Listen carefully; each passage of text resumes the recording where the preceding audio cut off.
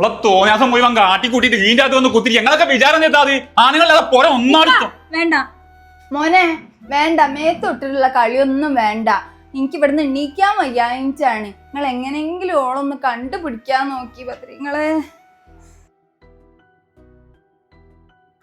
എന്താക്കിയാലേ ഞങ്ങൾ പോയിട്ട് കയറി നോക്കി എന്തോ വിവരമുണ്ടോ ഏതാ അവസ്ഥ?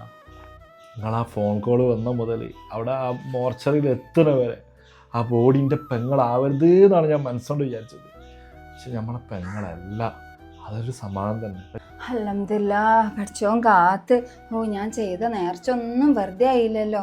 ഓളമ്മക്ക് എങ്ങനെയെങ്കിലും കണ്ടുപിടിക്കാൻ പറ്റൂ. ഓക്കൊന്നും പറ്റൂല.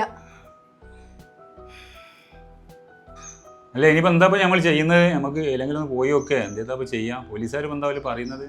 എന്തായാലും പോലീസുകാരെ വൈക്ക് അന്വേഷിക്കുന്നുണ്ട്. പക്ഷെ നമ്മൾ എത്രത്തോളം നമ്മൾ അന്വേഷിക്കേണ്ടത് നമ്മൾ അന്വേഷിക്കണം. അല്ലെങ്കിൽ നമ്മളെ പെങ്ങളിപ്പോൾ എവിടെ പോയി എന്താക്കാന്നൊന്നും അറിയില്ല. പക്ഷെ നിങ്ങൾ ആരും ടെൻഷൻ അടിക്കണ്ട. നമുക്കിപ്പോൾ എല്ലാവരോടും പറയാം, മാക്സിമം നമുക്ക് അന്വേഷിച്ചിട്ട് വേഗം കണ്ടുപിടിക്കുക. നമ്മൾ ടെൻഷൻ ആവണ്ട. ടെൻഷൻ അടിച്ചിട്ട് നമുക്കൊരു കാര്യമില്ല. ഇപ്പോൾ അതിനൊക്കെ നമ്മൾ എല്ലായിടത്തും പോയി നോക്കിയതും അന്വേഷിച്ചതൊക്കെ അല്ലേ. വേണമെങ്കിൽ ഒന്നും കൂടി നമുക്കൊന്ന് എല്ലായിടത്തും ഒന്നും കൂടി പോയി അന്വേഷിക്കുക. സജീറ, ഗൾഫിൽ നിന്ന് മക്കൾ ഇങ്ങനെ വിളിച്ചുകൊണ്ടിരിക്കുന്നുണ്ട്. അവർക്ക് നാട്ടിലേക്ക് വരാൻ വേണ്ടിയിട്ട് എന്തെങ്കിലും പറഞ്ഞ് ഞാനിങ്ങനെ നിർത്തിക്കൊണ്ടിരിക്കുക. അപ്പം എന്നെ വിളിക്കുകയാണെങ്കിലും എന്തെങ്കിലും കാരണം പറഞ്ഞ് നിർത്ത്. കാരണം നമുക്ക് എങ്ങനെങ്കിലും അവളെ കണ്ടുപിടിക്കണം. അവളില്ലാതെ ഈ വീട്ടിൽ ഇനിയിപ്പോൾ കയറി വരാൻ പോലും കഴിയില്ല.